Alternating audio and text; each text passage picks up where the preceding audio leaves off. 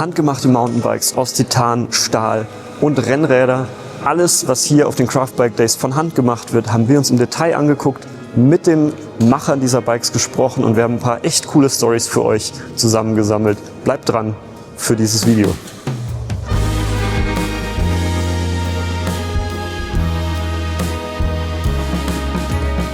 Okay, Giacomo from Kavenz, you promised us a gearbox bike with pinion. What we have here is not a pinion bike. That's not a pinion bike, obviously. Yeah, we gave it to a magazine and they got a delay. They were expecting me to come to the Bock of Ballen and hand it over, but my car had to go to service that very day and I was too lazy to get another car. So yeah, no pinion bike, but yeah, the V7 in the current design, we built that as a custom build for a customer from Luxembourg. And yeah, it's turned out pretty nice enough to bring it here for sure. And that's what we have today. Definitely. So your platform is very modular. Tell us about the specs of the bike first. So this bike is actually, despite the fact that it has a 16 sticker, it has a 14 centimeter on the rear wheel and 140 to 170 in the front. But the cool thing with the intent shocks is you can just take out that spacer and bring it up to 16. So when he goes visit a bike park, for example, you can just dismount the spacer, adjust the sack and be on full travel. But yeah, the platform starts with 12 centimeter and now with the new Leverage Plus rocker, we can go up to over 200 millimeter of travel on the same frame. With the gearbox bike, are there any plans to grab the belted purse next year? We have a lot of technical problems to put a belt and we don't see the need to push that much because chain works pretty great. Both systems have their advantages and disadvantages, like it's with everything in the world. And we have it in mind and we know people desire to have a belt, but it's not our first priority. Okay, cool. Thanks for your introduction. Thanks for having me. Give us a vote. Thank you.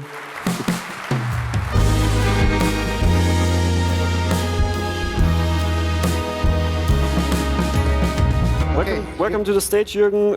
Here we are. Here we are. I see a big wheel on an e-bike. I think two things that are trending really hot right now. Maybe not in this scene, but in the general public. Tell us about this bike. Yeah, I'm thinking what I can do for, especially for these days here. And of course, the big front wheel is super hot since summer, since Eurobike. And we're asking DT Swiss and Maxis, and we are super happy that both helps us also with trick stuff and with a very hot engine from Gobau. So we created this bike only for this show. Yeah, what I'm thinking, I'm believing in a big front wheel. It works with 29-inch super, and why not with a bigger one? But I think I want to make it a little bit crazy, like I am. So we use I call this super mullet, and we have also a 29-inch rear wheel. I call it super mullet or super MX. And yeah, we can't ride it right now because the frame was finished 2 days ago. So it's, yeah. Does it still have to get through heat treating or? We are waiting for. Okay. I fly to Bulgaria in 2 weeks with this frame. The rear triangle is heated, but not the front triangle. So we can ride it in late autumn. Okay, so yeah, we are excited to hear your thoughts once you got to ride it. Super mullet means what rear size wheel is this? Is this 27.5? Yes. Okay. Yeah. And yeah. the super mullet is the 29 one. Okay. Yeah. And I want to ask the community, what would be your favorite? So yeah, you can give us some of your ideas. I'm thinking most of the people will think maybe it's crazy, but for technical parts, it makes no sense to have big wheels on both sides. Or what do you think? To be honest, I'm very curious to try it because I'm a bit taller. But we will see how the market develops, how it rides, if it's reliable, because that's #1 priority. Yeah. So yeah, we will see what the future holds for 32-inch. Yeah, but don't forget, it's an enduro frame with a lot of travel in front and rear. We have 170 millimeters front and the rear, and I think it makes no sense to have a big wheel all the time in the ash. if you drop or if you make something like that. Definitely. Okay. Thanks for your thoughts, Jürgen. Yeah. Pretty cool bike, pretty innovative. Yeah, thanks for coming. Yeah, thank you so much.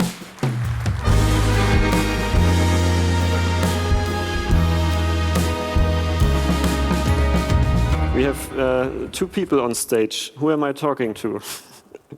I'm Andrei. I am the Sidura boss. I'm Wojciech. I'm the rider. Obviously, a high pivot bike. High pivot is probably the biggest hype in mountain bikes at the moment, besides 32-inch wheels. And this is a bike that has been developed in EWS racing. With you, Wojciech, tell us about the bike. How far have you come? Is this ready for sale? I believe it is for the sale. We have tested the prototype intensively this year with Wojta on all EDR races. He finished 24. So we believe that our technology of integrated loop system connecting bottom tube and top tube, also the other pieces are strong and reliable. Also, it's a high modulus composite. It's a high modulus fiber used here, so bike is stiff, and fast. And fast. Yeah, so I tested it pretty hard, and I think it's ready to shred. Yeah. What were the main takeaways from testing? Where did you start, and what did you have to change through the process? So we built basically a test mule. We started with normal round tubes to test the kinematics. We changed some of the parts for more stiffness, more reliability, and of course we wanted to make it look good as well. Yes, Nice. I think this is the main feature. We employed the industrial designer and also rider, and he really smoothed the design into the nice looking shape. So Nice. even a crafted bike can look like a super nice bike. Definitely. I think we have plenty of example here. Availability, is it already available to buy? It's already available. Perfect, cool. Congratulations to that project, to making it to the final step and having a sellable product. Good luck with it. Yeah, thank you very much. Thank you.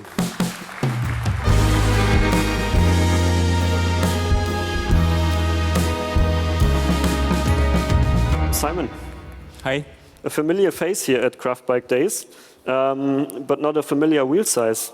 But not on this bike. Why did you not bring this to the stage?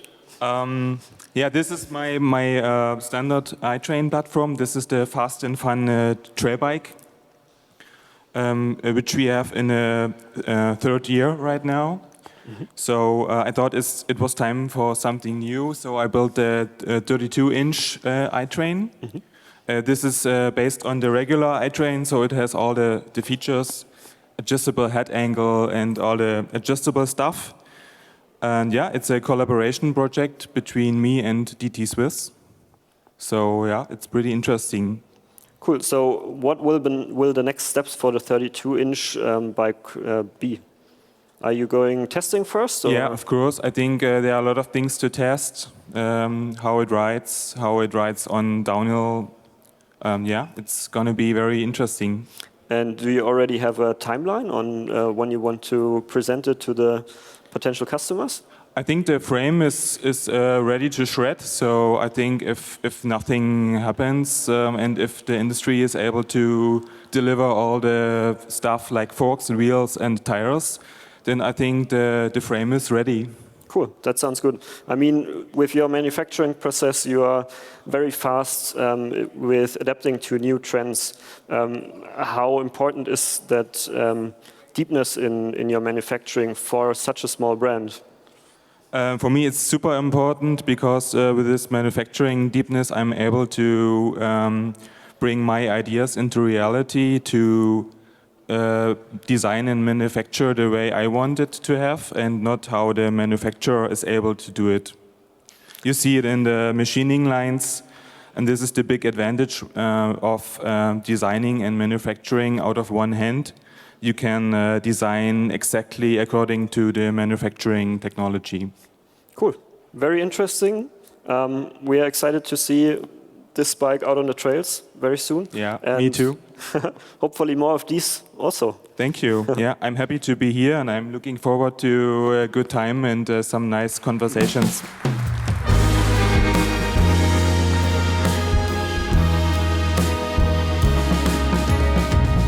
Axel, nice to meet you again. It's been a couple of years. Yes.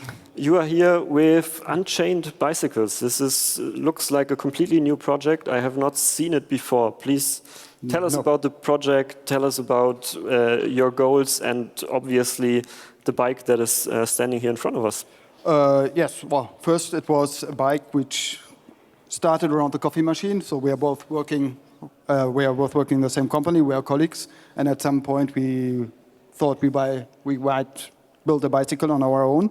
First, it was a project just to build a bicycle for us, and slowly it evolved, and yeah, we were thinking of what we can improve towards the bicycles we have. So we put the pinion, we put the belt drive to just have a hassle-free bike we can ride whenever we want. And slowly it evolved into that. It's 175 millimeters of travel. And yeah, we are happy with the result of the first bike. Yeah, it's obviously a looker with lug construction, but also CNC construction. Is this the finished bike, or are you still in the testing, prototyping phase? It's the first prototype. So this bike was finished last week. Ah, so you have ridden it? We have ridden it a little bit on the road, okay, but not yet on the trails. So now the trail testing and the testing in general will come, and then at some point by next year, I think we will propose a small series of bikes for the market. Where do customers have to look for if they want to follow this project, and if they are interested in buying it? So for time being, we have the Unchained Bicycle, the Instagram page, and we will soon have the homepage with news coming up. But for time being, it's the Instagram. Cool, perfect. Thank you very much. Anything else you want to leave here for the audience? No, thank you very much. Thank you for everybody who supported us also with the parts on the bike, and it's a pleasure to be here. Yeah. Pleasure to have you.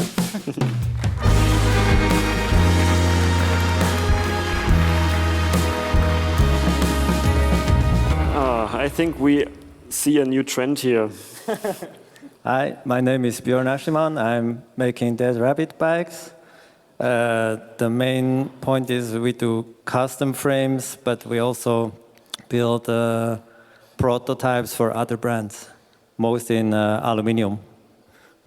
Yeah, 2 years ago we discussed about the bike you had on the show here, and you told me that you do the manufacturing, prototype manufacturing.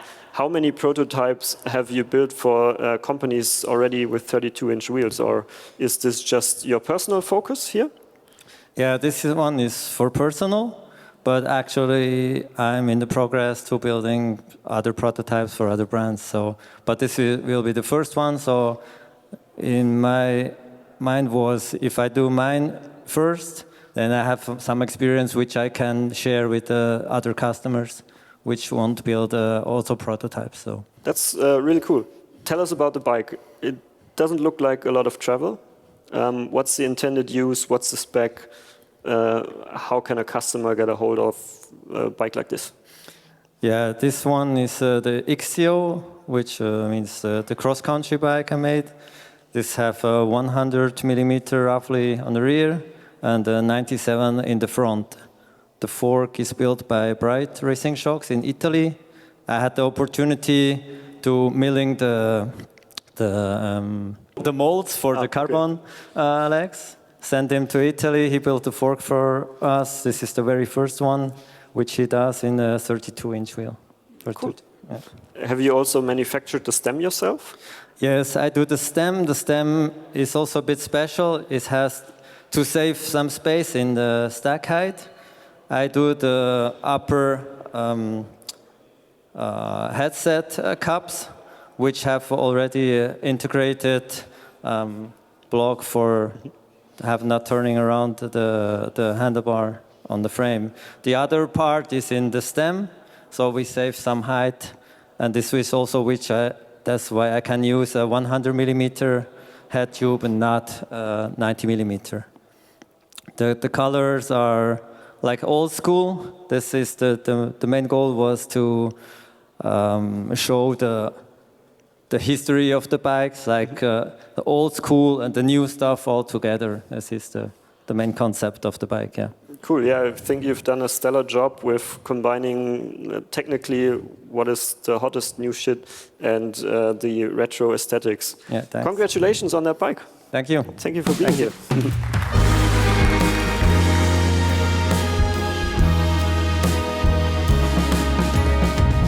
Welcome to the stage. When your bike rolled in, we instantly took it to video, and I talked to your colleague from Craft Bikes. This is a collaboration project. Tell us about it. Yes, so it's a product of two minds, really. To make a titanium bike, you need good fabrication, and you need good design to go with it. And obviously, it's 3D printed lugs, and we've been through probably a 3 or 4 year process of finding the right printing process and reliability of the parts, and here we have today at our sort of prototype bike for me and Jim, really. So it's good. Yeah, it's definitely a looker. Normally, you do carbon bikes, so tell us about who does what in that project. So James from Craft is our fabricator and artisan, I guess. He's very good at his welding and keeping me right with how to make it. And I sort of do the design work and put it all together. Is this like a titanium version of one of your current offerings? Or what are we seeing here? Yeah, so you might recognize the silhouette of the Highlander. So it's taking the hardware and all the suspension kinematics that we know works and put it on a titanium frame and have something that's kind of reliable and it's a bike that I want to ride for a long time. Cool. Have you ridden it already? Not this one, no. No, we've ridden some prototypes and some mules, but this is fresh. Yeah, excited to see how it rides against the carbon versions. Congratulations on that project. Sounds really good. Thank you.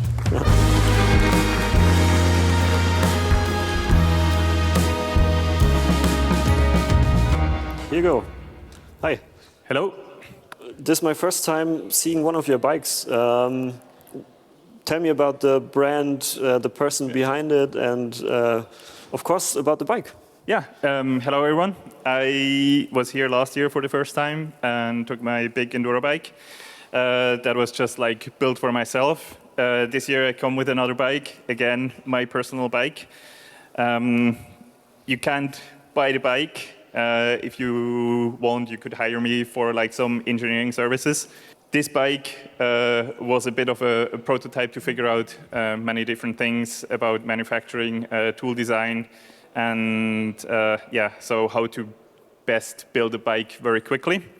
And then again, I tried to integrate a couple of different things in the rear end to change the flex of the rear end and figure out some get a better feel of ride characteristics with different frame flex in the back. Cool.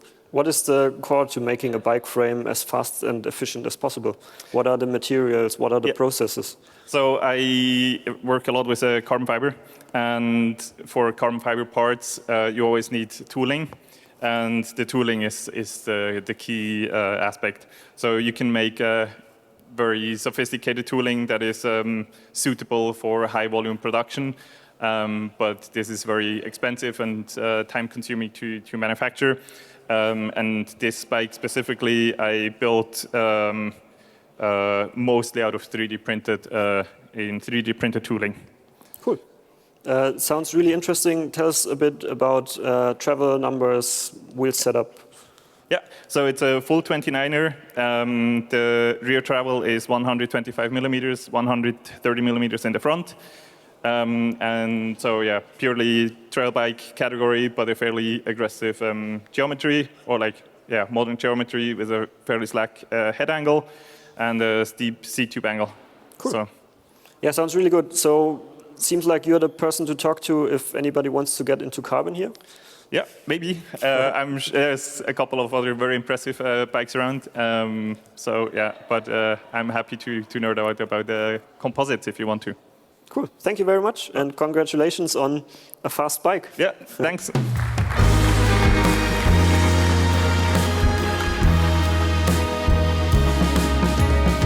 Bernd, ihr habt hier ein komplett gefrästes Fahrrad, das durch ganz schön viele Iterationen schon durchgegangen ist. Also ihr habt schon mit vielen verschiedenen Versionen rumexperimentiert. Hier haben wir jetzt ein hohles Unterrohr, wenn ich das richtig erkenne. Erzähl uns ein bisschen was zum Entwicklungsstand. Wie sieht's aus? Kann man dieses Fahrrad schon kaufen? Und ja. Also das Bike ist jetzt wirklich nagelneu. Das kam von der Fräsmaschine. Und zwar, wie du schon sagst, haben wir jetzt ein Unterrohr, was hohl gefräst wird und ein Deckel drauf, dass wir sozusagen diese Rohrkonstruktion wieder haben. Der Kleber ist noch gar nicht trocken. Und also das allererste Mal, dass man das in der Öffentlichkeit sieht, dieses Teil. Es ist eine Weiterentwicklung aus dem ganzen Prozess von unseren 2 erfolgreichen Rennjahren, wo wir im Weltcup waren, wo wir Weltmeisterschaften gefahren sind. Also das Bike ist auch für Deutschland gefahren. Und sozusagen, das ist das High-End-Bike, das reinrassige Downhill-Bike unserer Firma Frace Bike. Super cool. Ihr habt zwischenzeitlich einen komplett gefrästen Prototypen, der aus 2 Hälften zusammengeklebt war. Ist jetzt hier quasi aus dem Bike, das, was ihr dadurch gelernt habt, hier reingeflossen? Und genau, wie war der Lernprozess? Was konntet ihr daraus mitnehmen? Also wir haben gelernt, dass der Kleber wahnsinnig gut ist. Also man sagt sogar, das hält besser wie Schweißen. Und ich war am Anfang ein bisschen skeptisch. Die Vorbilder Pole Bikes, die haben ja damals auch schon geklebt. Ich habe mich damals nicht rangetraut an die Klebetechnik, aber mittlerweile bin ich da so überzeugt, dass der Kleber wirklich den Rahmen hält. Und wir haben jetzt hier sozusagen die absolute Entwicklung, die Entwicklungsstufen, und das wird dieses Jahr, also nächstes Jahr dann zum Verkauf gehen. Wir werden auch dieses Jahr noch und nächstes Jahr eine Rennserie fahren es geht weiter im Rennzirkus, und aus einer simplen Idee ist das entstanden nach 7 Jahren. Also ich bin mega, ich kriege immer noch Gänsehaut, weil die Entwicklung so durchzuleben, ist krass. Ja, klingt auf jeden Fall nach einem coolen Prozess, nach einem spannenden Produkt auf jeden Fall. Ihr fertigt auch komplett hier in Deutschland alles? Alles made in Germany. Alles made in Germany, super cool. Ja, vielen Dank für die Vorstellung. Danke. Übersetzt du es jetzt noch, ja? Nee, ich übersetze es nicht. Okay. So, danke dir.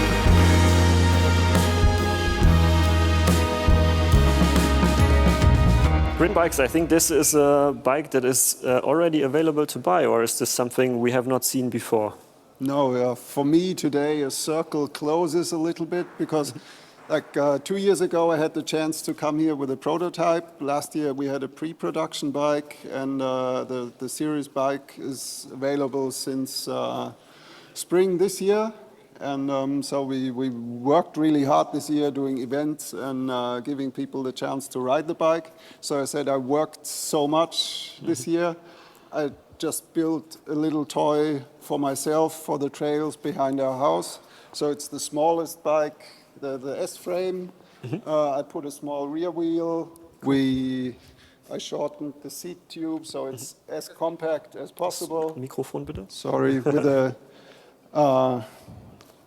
with a big travel.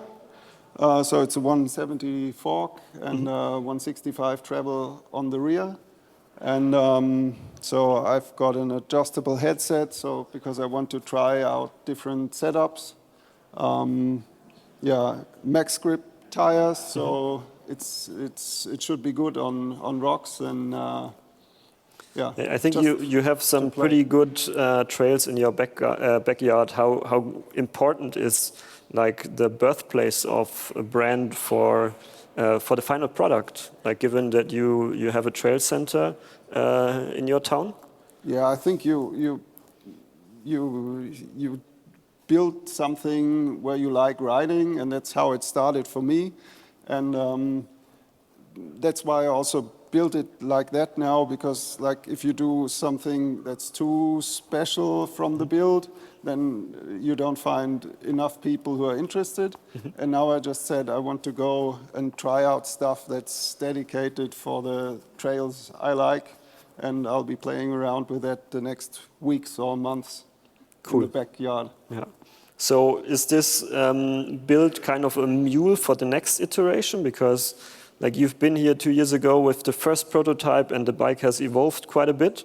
Now you are changing it up quite a lot to make it suit. Maybe is this the prototype for GRIN 2.0? Yeah, that's also an idea about it, to see the seat angle is pretty extreme, and so I'm playing around with that a little bit to get ideas of how to evolve. And like with the first year of bikes being out riding or ridden by customers, we had good feedback. We had no problems in the field, so I'm happy with that. And together with the feedback we're getting and trying out different things, yeah, that's getting ideas for 2.0. Cool. Sounds really good. Congratulations on the process of coming here with a prototype and making it evolve into a product. Thank you. Thanks.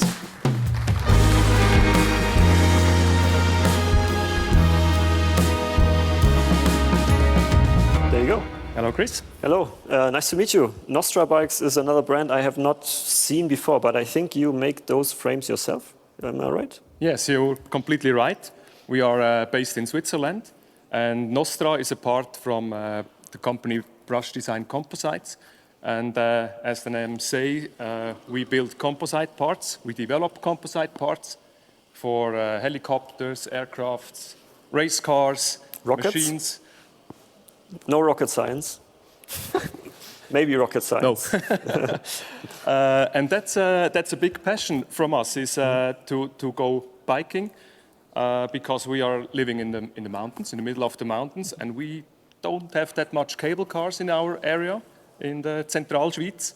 And that's why we built this fast down-country, cross-country bike.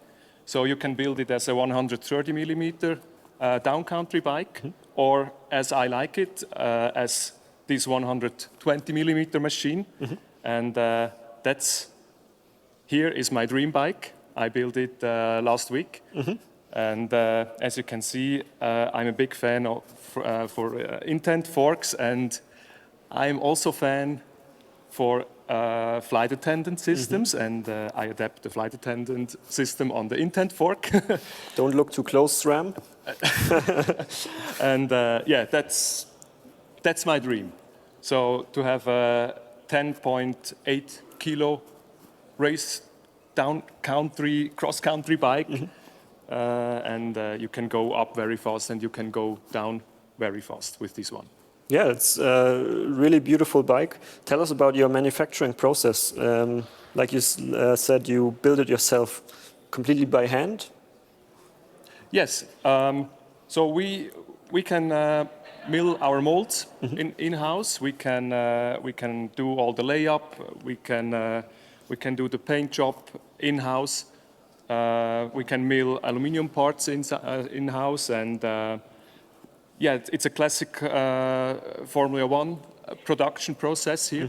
So we have aluminium molds, and we have these kind of pre-impregnated fibers, pre-preg fibers. And the cool thing is when you produce the parts in this technology, you have very good quality, very good consolidation on the laminate, and that's what is necessary for a long-living bike. And when we talk about Swiss made, then we talk about quality and also passion and a lot of fun. Also a bit of design, maybe. Yeah, congratulations on a stunning bike and a cool manufacturing process, and glad to have you here. Thank you very much. Have a good time.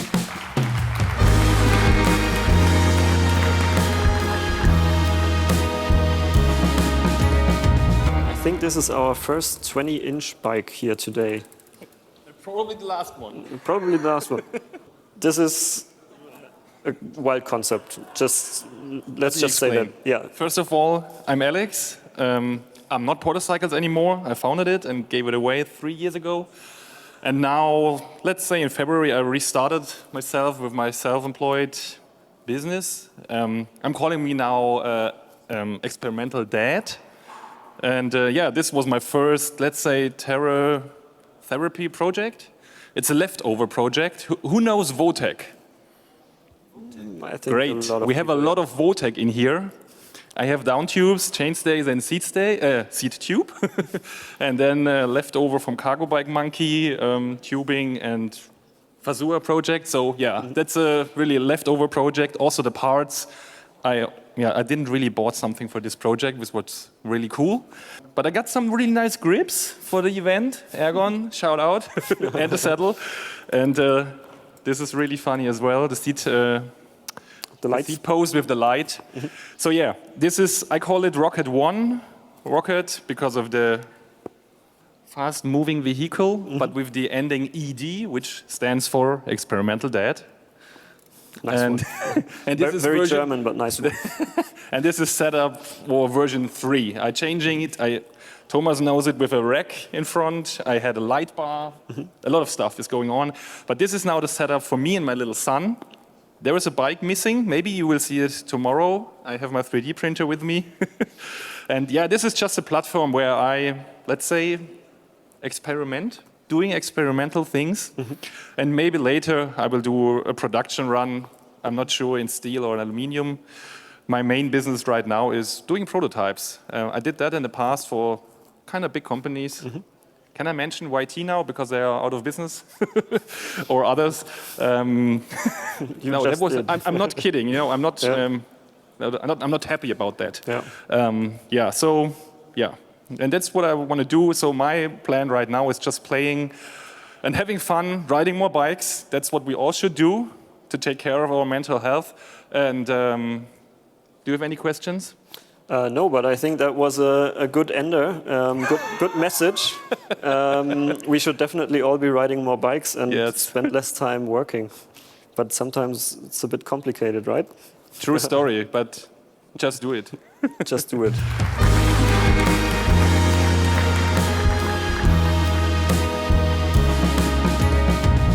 Hi, Matthias. Hi, Chris. We are doing a lot of work in the industry in like putting anti-squat, anti-rise, creating a good linkage for the rear suspension of a bike. But then we are using telescopic forks, where we do not really do that kind of optimization. But I think you have a solution here that is addressing brake dive. Tell us about it. Yeah, exactly. That was the point. First, the Senduro is a really long travel enduro bike. And to cope with a lot of travel, you can do a specific ratio curve, or as you said, anti-squat, and also anti-rise. However, anti-rise is just a counterpart to anti-dive at the fork, and nobody did it before. And on the car, it's just normal that you have, for example, a 5-Lenker-Achse 5-bar linkage, where you have anti-dive. Also on motorcycles, it has been a big topic in the 80s. BMW still has it. And I thought, why not test it on the upside-down fork? And the point is, when you decelerate, you have a dynamic load shift, and this apparatus just equals out the dynamic load shift by less than 100%, by the way, which means the fork is still fully active. You have more travel than if you are not using it, because when you're braking, especially in the steep stuff, you have the problem that the fork dives. And yeah, that's a prototype, and let's see where the story goes. Maybe we come up with an integrated solution or something like this. Cool. Have you already test-ridden it? It's 1 week old. I did some single obstacle stuff on it, but I have not going on a real downhill track yet. Okay, and is that project meant to be sold at some point, or is it just for you to kind of learn and improve on your bike design? In the first point, it's to learn, but as mentioned, I think an integrated version on a specific fork, that would be the goal. Cool. Because I think that could be a true game changer. Nice. Yeah, looking forward to see how this evolves. Let's just talk quick about your bike. I think you've had the Senduro here last year already. Any major updates? Anything that changed? Yeah, 3 years ago I've been here for the first time with the first Senduro prototype, and this is just about every detail is a bit refined. This is now the Senduro V3, so kind of the final version for production, yeah. Cool, sounds good. So if you want one, you can buy it now? Yes. Cool, thank you. Really looking forward to see how this project evolves. And yeah, thanks for being here. Thank you very much.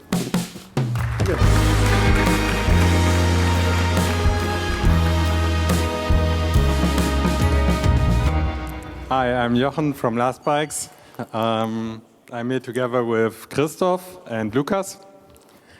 And we have brought this project to the show. Is it the fast forward new version? Maybe yes. Maybe yes. I think does this bike already have a name? Yeah, basically I think it has a name, and it's the first day that we show it. But we stick to the old design that we made 25 years ago. So the very first bike that I ever built is over there. It's the same green, the same decals. So that's why there's no fast forward on the frame. But basically, yes, we made a modern version of it. Yeah, we'd like to show it, and we'd like to get your feedback, what you think about it. I've recently ridden my hardtail again, and I think hardtails are amazing and deserve a lot more spotlight. But I think the past years you focused a lot on carbon and carbon manufacturing. How come that you now have a steel bike here? Or is it steel? Yes, of course, it's still steel. The last years we made aluminum and carbon bikes, and people that know our history know that for the first years we only made dirt jump bikes from steel, and when we made full suspension bikes we switched to aluminum, and in the last 5 years we made the carbon frames as well, but we never had like the idea that only one material is the best. So I would really like to be good in all materials, but we cannot focus on everything at the same time because we're a small company. So from time to time we can do something new, and that's why we don't follow every direction that would be possible and would be maybe enjoyable, but we have to, focus a little bit sometimes. Focus on the resources, yeah, sure. Cool. Tell us a bit about the bike. I've seen it does not really have horizontal sliding dropouts anymore. What's the wheel size? What's the travel? Basically, this bike can be ridden with 140 to 160 millimeter forks, and we opted for through axle. Today, it's the standard. And we created these dropouts that are adjustable 8 millimeters. So you can choose if you want to have a moderate or longer chainstay. And of course, it's full mount and UDH compatible. So all the modern features. Cool. Keep putting the modern stuff in steel frames.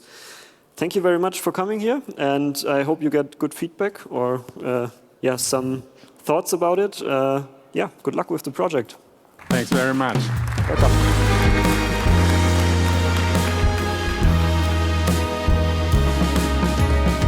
So hi. Hi.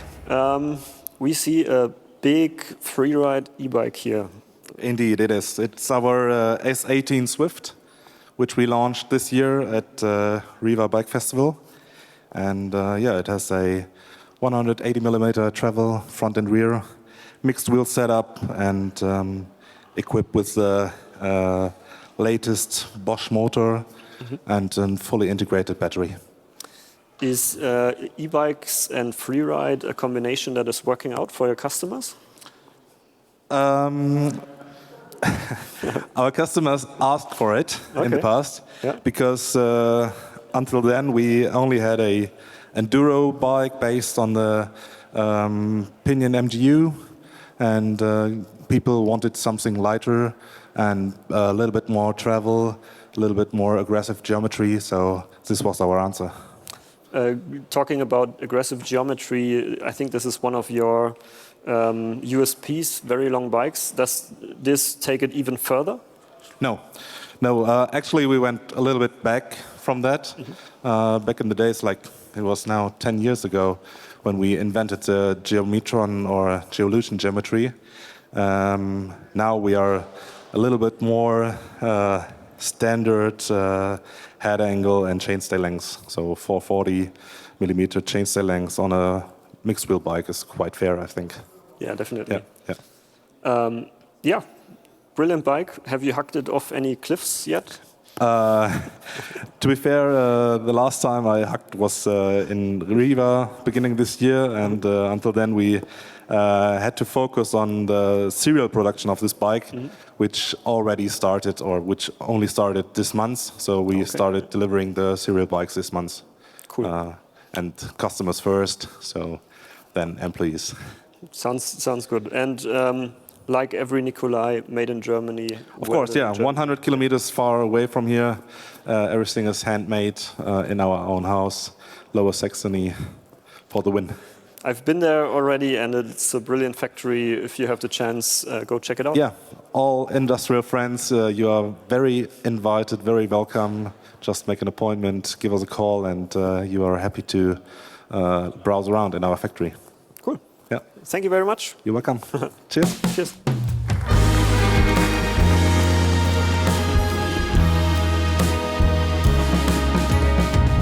Philip, good to have you here. Hello. Yeah. I think this one was stuck in the post for a while. No, that's not accurate. No, we had Fred and me, a friend of mine. We had two other versions of this bike with a 20-inch front wheel and a little bit longer wheelbase, because this is actually too short, I think. But no, we just wanted something like in the scheme of mountain biking for this event. So we started something new from bespoke to now. So the other bikes aren't finished yet either. So. Okay, wow. But they appeared, at least. This looks like a trail bike, trail building cargo bike. Yes. Full suspension. What was the intended purpose? Is it full-on trail building? And yeah, talk us through the bike. It's got so many details. Yeah, it's so the main idea was that we wanted a bike for the city where we can put many stuff that we need in the daily life, or also if we go like something handcrafting, so like racks for our tools and so on. So there's kind of an interface all over the bike that you don't see right now, because everything is with the wooden plates, and you can fix just everything you want, like really everything you need. So from baggage to tools to everything else. And this was just the idea to have a bike with a front and rear 24-inch, and to be a bit more capable of going into the wood and do some stuff for hobbying, some like a little extra light and everything you need to build. Yeah. Cool. How much travel does it have? It is 80 in the rear, and this one has 110, I think, in the front.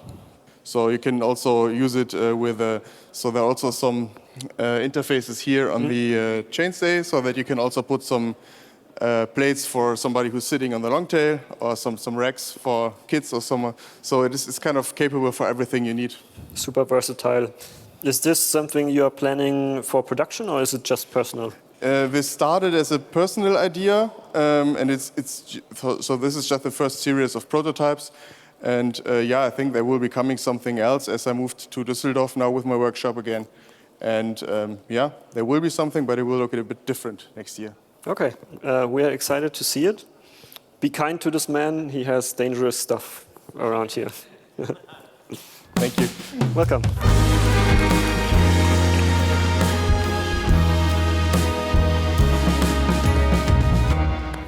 We've seen a lot of news about Poly the last few years, but you have turned it around, it seems. You are restarting the company. Tell us about it.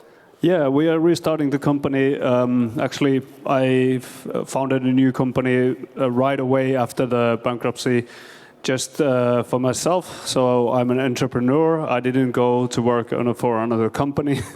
I started as an industrial designer after, and I ended up buying all the IPR from the receivership. And after a while, I started making some spare parts so that our customers can keep riding. I didn't have an idea at that time yet that I would start building bikes again. But some of my friends and customers and other people convinced me that I should restart the whole company again. And now I have some funding and also a new design for a new bike.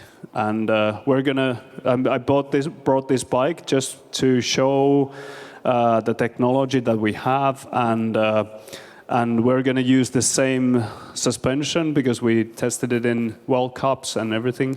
So we're gonna have a new front triangle for this one. Cool. So this is not the completely new version. What did you have to change, like to restart the company? This is a very hard topic probably to talk about, but I think it could be interesting and beneficial for the people here. Like, what are mistakes that were made? What are changes that you have established? I don't think that 2 minutes is gonna be enough for that. Okay. But I will be, if somebody's interested, I'm happy to share. It's not a secret or anything. But yeah, as a technology-wise, we're gonna keep the same technology. Some minor changes because I always have been thinking about new stuff and some small details will change, but overall this is very perfect model that we had. It was tested in World Cup, so everything works really nice, and the suspension works very good and everything. So business-wise, there's a lot to learn for sure. But yeah, it's a big topic. Okay. Cool. Thank you very much, and good luck with restarting. I think Polle was kind of missing with being an innovator. Yeah, we hope to keep seeing you for many years to come. Yeah, thank you. And so excited. I'm so excited to be here. It's really nice to meet all the other creators as well. Cool. Thank you. Welcome.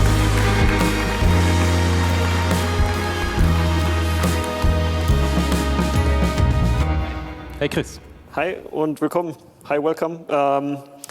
I think this is a light version of what we have already seen from you. Am I informed right? Yes, I built a high pivot frame for Roman 2 years ago, and he rides his bike, and every time we met us, he told me we have to build a lighter version because his bike is too heavy. And so for nearly 1 year, we started the project, and so we go to redesign the linkage. So we removed all the classic bearings to sliding bearings to become lighter and maybe also more durability. And we have a lighter tube set, and we have thinner sheet metals in the cage. So the whole frame becomes nearly 1 kilo lighter. Wow. And Roman has ridden this bike for 3 weeks in October in the south of France. And the frame was raw, and it comes back, and so we removed all the rust with a laser, and the frame becomes a clear coating, and so we have a really shiny finish on it. Cool.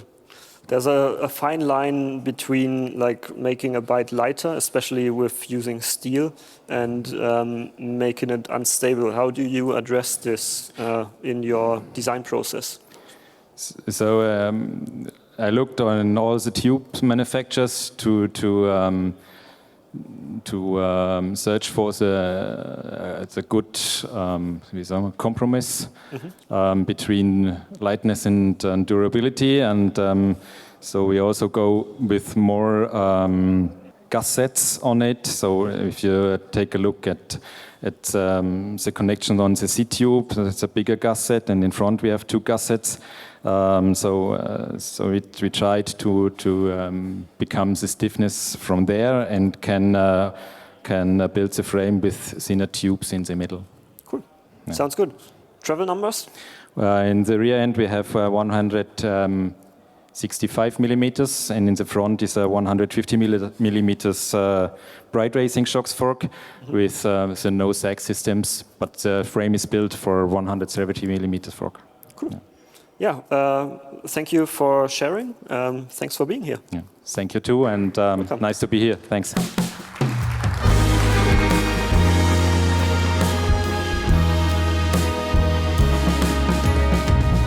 At MTB News, we have a category Bike of the Week, and every year all the Bike of the Week winners get into a public voting for Bike of the Year. And I think, did this bike win Bike of the Year, or did one of your bike win Bike of the Year? It was the prototype before.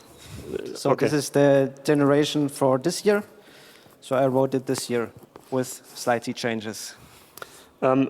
What's really interesting about your story is you've built the prototype for yourself, but now you are trying to turn it into a business. Talk us through the idea of starting frame building, and then what are the next steps in your founding company founding here. Yeah, so I started with an hardtail, where I tried some of new geometry, some of new stuff, because I was not really happy with the bikes, what could be bike. And I was really interested in making something by my own, or to construct something by my own. And after the hardtail, I said, why not a fully? So firstly, I started with a gearbox bike, a high pivot single pivot bike, and due to the anti-squat and the anti-rise values, I changed it to a 4-bar link. Cool. So this is the finished production model yet, or? Yes. And it's already available to buy? Yes. Then talk us through the bike. It's titanium, I think. What are the travel numbers? What is the wheel layout? What is the pricing availability? Let us know. So fully titanium. It has 29-inch wheels, 150 millimeters at the rear, 150 millimeters at the front. And you can buy it at around 3,000 euros. So frame only? Yes. Cool. Sounds interesting. Cool. Thanks for sharing your story. And have fun here. Thank you.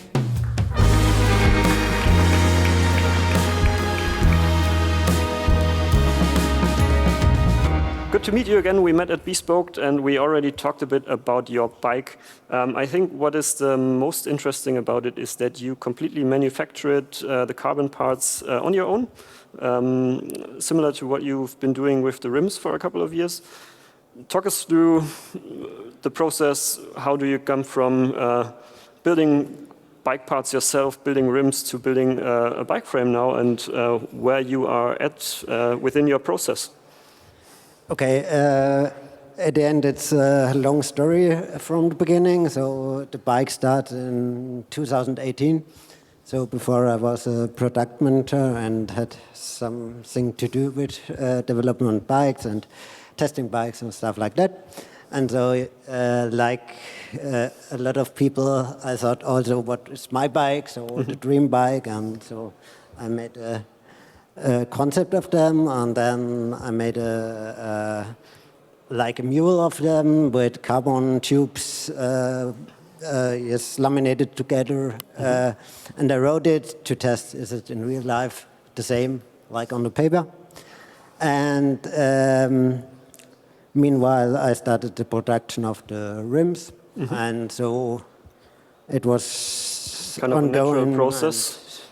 So was the decision to make the frame also in my factory. Cool. Where are you at in your process right now? I think it's still a prototype, right? It's still a prototype because it's rideable, but I'm still working to pass the test. So it was the first test is done, and there are a few parts that I have to refine, and so I hope I can close this chapter also soon. Yeah, taking it to production is a bit of a different story than just imagining it and building a test mule. What is something that you have learned from the testing that you could now apply into your bike, both in your industry job but also with this project? I mean, the load and the testing getting higher and higher. That's in a way good because we get more reliable parts and bikes. And I guess the most people they ride, they feel it also that in the past, I guess, a lot of stuff got broken and stuff like that. But it gets also more difficult to have a feel for the load. And that's probably the outcome what I have learned of it. And at the end, it's a little bit of try and error. I guess it's no turnaround of this. Cool. The bike itself, once it's finished, what's the travel, what's the wheel size, and what is the price that you are taking for it? It's 150 in the front, 135 in the rear. 29 front, 27.5 rear mallet, and the frame set should be cost 4,500 euros, included the 8 pins post and shock. Cool, sounds good. Good luck with passing the test, and we hope to see you again at some point with a finished product. Thank you. I hope so too, and thank you for having me. Welcome.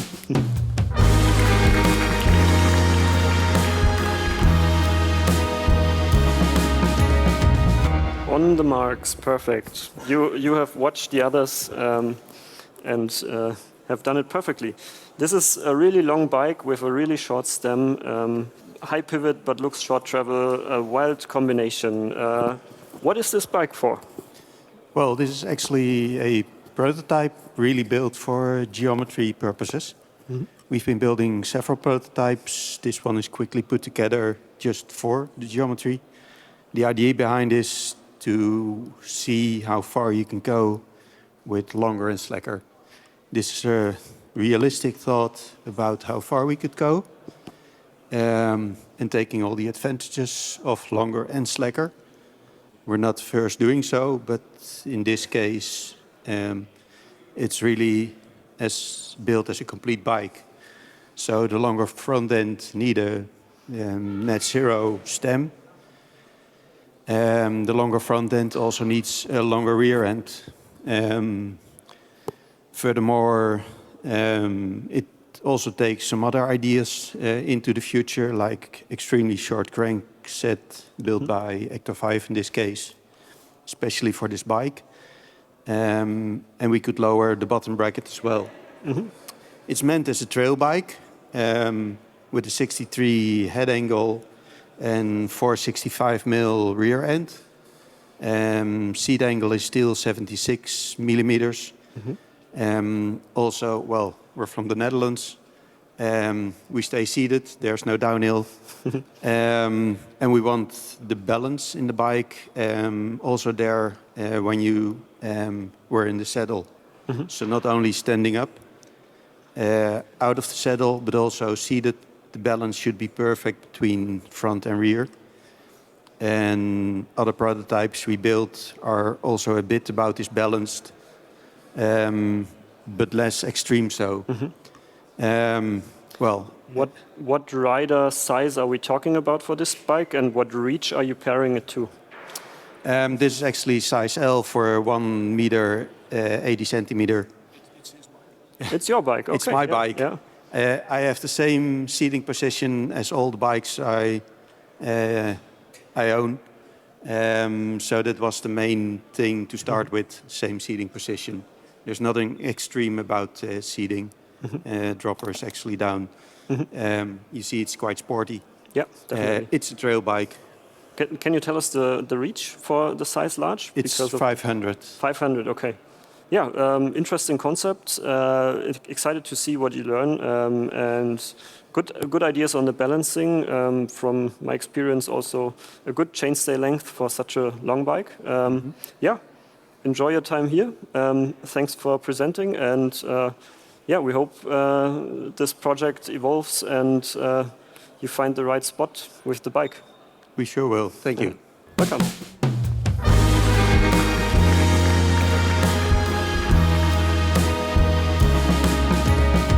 Lutz. Hi. Good to have you here. Yeah, thanks for having me. You are also part of the WhatsApp group that is purchasing Paragon parts that I've started to know Sebastian through. I remember, yes. Yeah. Some of these parts are on this bike. What exactly is on it? This is my personal bike. It's an enduro bike. From that particular order, I think it's the head tube. Okay. I think the head tube was in that order, yeah.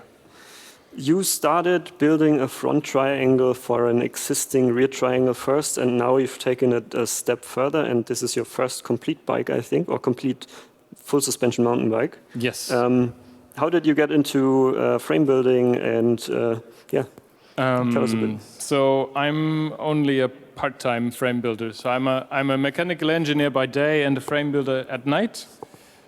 Basically, and also actually, this is not my first time at this event. Oh. I have been here before 4 years ago together with Alex from now Experimental Dad. Back then it was still Porters. And I got to learn the trade a bit while I was working at Alex's workshop.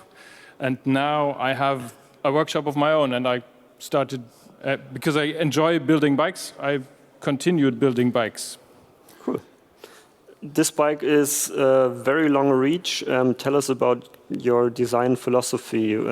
How do you create a bike for yourself?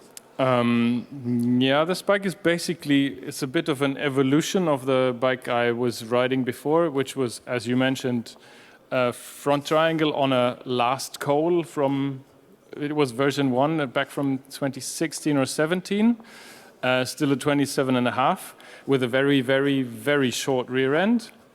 And pairing that with a very long front end proved to be a bit disbalanced, so I took it to the next level, more or less.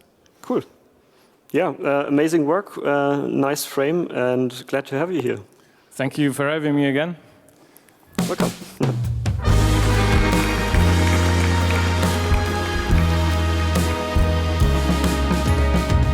I think this is your first time at Craft Bike Days, Martin, right? Yeah, exactly. But you have been designing and building wild bikes. The last one was really wild, lots of travel, but now you've gone the completely different route. And what we see here is a downcountry bike, right? Yeah, exactly. It's downcountry bike.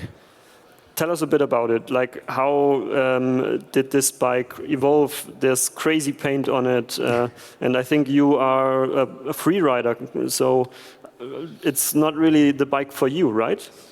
Yeah, exactly. But I sometimes won't go just pedaling, so that's the reason for this bike.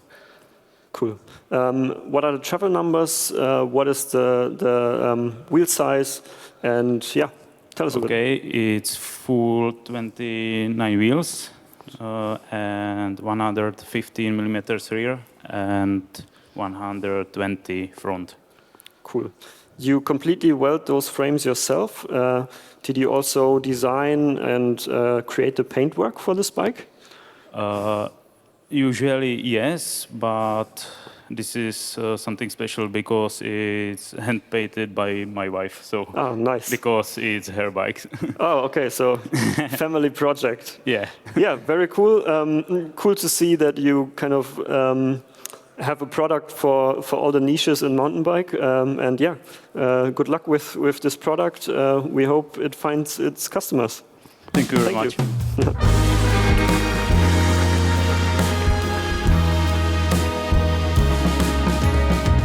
The most important question, oh, this is for you, sorry. The most important question is, did you crash that bike and resulting in that hand? Thanks for this question. No, it was really too late for this injury, so no. Okay, we have dedicated here, I think this is a new brand name for the project you guys are doing, and obviously an e-bike.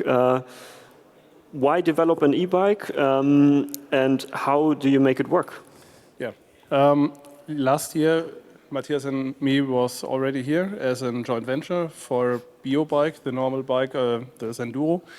And we got 2 questions last year, when we do a e-bike and when we do a cup holder. And therefore we did this bike, and for us as well. So, and kind of easy questions, but hard task to integrate both the beer can holder and a motor into an existing design. Yeah, that was also part of Matthias, who did the kinematics for this bike. He had to redesign the Wattlink 7 kinematics from his Enduro to make it fit. Yeah. Cool. What motor system are you using for this bike? This is a Maxon motor from Switzerland. It has 90 Newton meter and the battery capacity is 400 watt hours.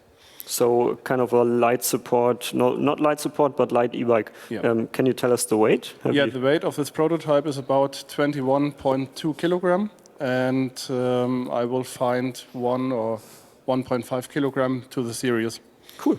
How about production and availability? How are the next steps for this project? Yeah, we will test it over the winter and beginning of next year, and planning the series for mid or autumn next year. Cool. Sounds really good.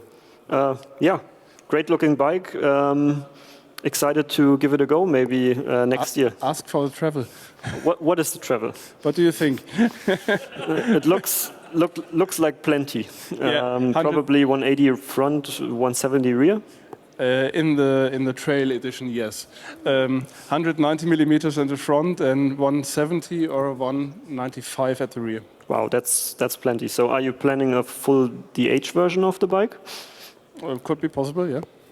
But no plans right now? No, you should definitely test it. It is more or less a downhill bike. So we should plan a trail bike edition. Okay, yeah. But take care. Please let your hand heal first and then send it. Okay. Thank you. Thank you.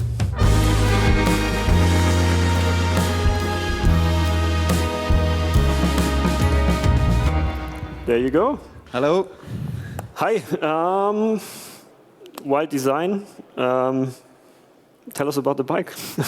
Yeah, so this is called Pika. It's from PM Sports. It's my first bike. It's actually fully CNC machined. The front triangle is out of 1 block and the rear triangle as well. CNC machined of 1 single block, yeah. How much does a block cost? I shouldn't ask stuff like that. This is the stuff that is interesting, right? Yeah. Okay, how come you got the idea to like start this project and create a bike from 2 blocks of aluminium? So yeah, that's a good question. Many years, I think now 5 years ago, I decided I want to do my own bike. But I had no idea, so I learned the whole CAT design by myself by watching YouTube videos and all the kinematics, and that's where I started. And yeah, CNC machined always fascinated myself, so that's why I went with this project, yeah. Cool. Have you considered other manufacturing methods, or was it just from the start of the project the way to go? That was the way to go. I never looked at something else. Okay. Yeah. The bike obviously has a pinion, gearbox, full suspension. Talk us a bit about the details of the bike's specs, travel, wheels. Yeah, as you can see, it's a mallet bike. It's 29 in the front, 27.5 in the back. It's 170 fork, 160 rear travel. Has the pinion smart shift on it. Probably special, I have a steering damper on top and underneath a mass damper I created myself. Still trying to figure out the benefits of it, but yeah. You also have suspended grips, I see? Yes, the ref grips, amazing to ride. Yeah, cool. Nice feeling. Is this just a personal project, or is this a business? Yeah, good question. Until now, it's my first and only bike, but I would love to bring it to the next step. So if I have time, I will try to do a second one over winter.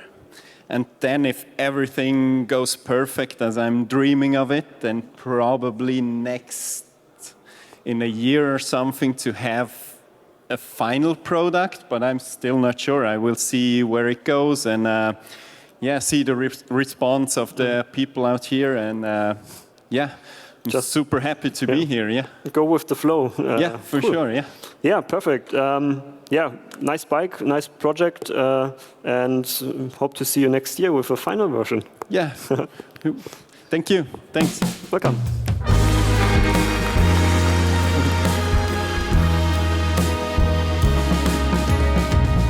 Peter, welcome to Craft Bike Days. You brought the Thunderflash, your enduro bike. Tell us about the bike. Hi, my name is Peter. I am the owner of the brand. It's a new iteration of Thunderflash, actually. Okay. This bike is not launched yet. This is the mallet version that wasn't available before. And it's actually dedicated for riders that want to ride enduro and bike parks. Cool. What did you change to create a mullet version? Did you just change the rear triangle, or did you have to refine the linkage, or is it a completely new bike? No, we did a change of the upper link. Okay, so just the upper link, no rear triangle, and geometry stays consistent? I wanted to keep the geometry as on the 29er. It's actually still quite aggressive. And with the change of the link, we gained another 5 mm on the rear travel. So the bike is 170. And that's actually quite the target that we wanted for the both enduro and bike park bike. You started your company, and really early on you had your own race team, also racing at the world stage. For such a young company, quite expensive, how did you prioritize, and what kind of feedback does come from that goes into projects like this? You mean how did we prioritize in terms of product? Well, it's a big spending. Like you could also invest in different things. Yeah, it's a huge spending, I would say. So the goal for the company was obviously, because of my roots, was to do the gravity bike, so downhill bike, enduro bike. We are now also working on the lower travel bike, also without motor. I would say obviously that it wasn't maybe the smartest decision to go with the downhill and enduro. Yeah. So it was driven a lot by heart and by the passion. Yeah. Cool. I mean, that is why we all do this. So I think most people here can relate. Cool. Anything else you want to say? When will the bike be available, and where can you buy it? So we are waiting for some new products to come from other brands, and I think that the best would be to sell this bike already with the newest products from these other brands. I think February, maybe let's say Q1 next year. Cool. Yeah. Sounds good. And I think you sell directly through your website? Unfortunately, at the moment, yes. So it's also not the easiest way. For sure, it would be better to have much more ambassadors in the shops. So yeah, for quite some time, we are trying to get more business B2B, but the times are like they are, and we can't do much more about it. Cool. So the bike is actually the best looking bike here. I think everybody will say that about his bike. Yeah, but I am on opinion that when you see this kind of bikes in the shop, the experience is completely different when you compare it to e-commerce website. So I believe that this kind of bike and probably any other bike here deserve to be in the shop so people can actually see it live and then understand what it is. Cool. Interesting thought. I'm sure there will be interesting conversation. So if anybody is interested in talking distribution, Peter is your man. Thank you. Thank you very much.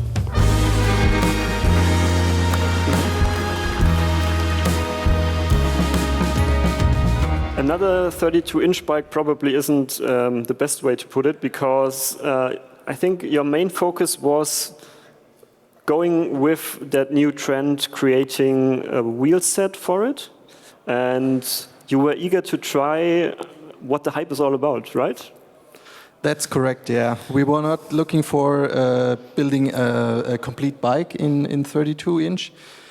We were concentrating on the wheel set, but of course we need a bike to try and to test it, and so we modified the frame.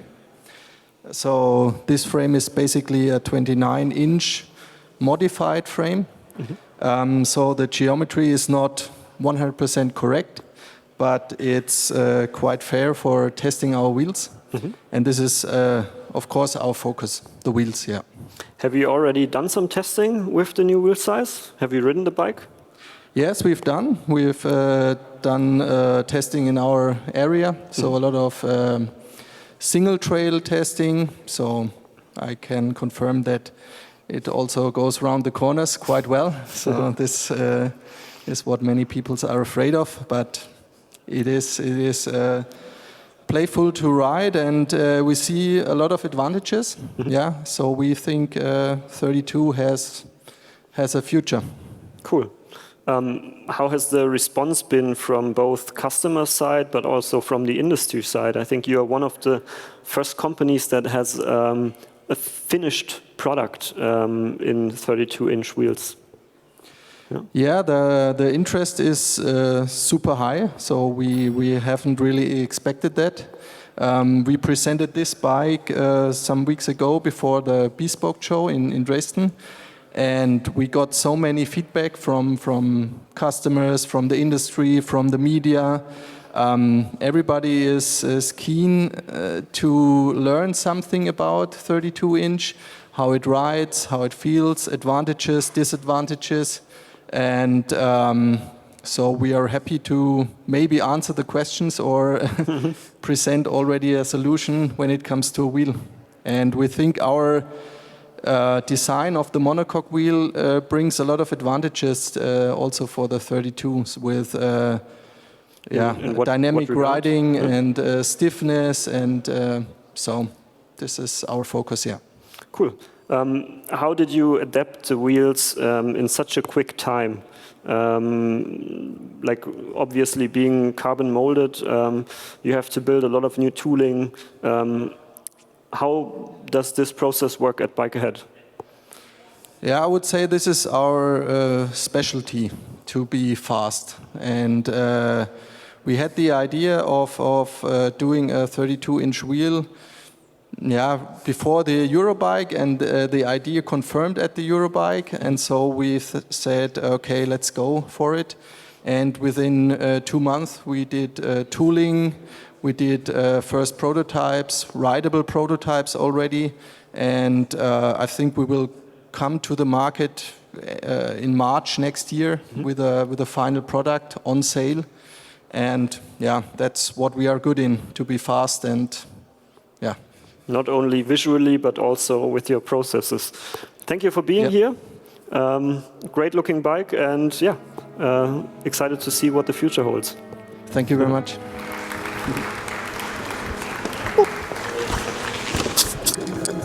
Das war's von den Craft Bike Days. Wir hoffen, es hat euch gefallen.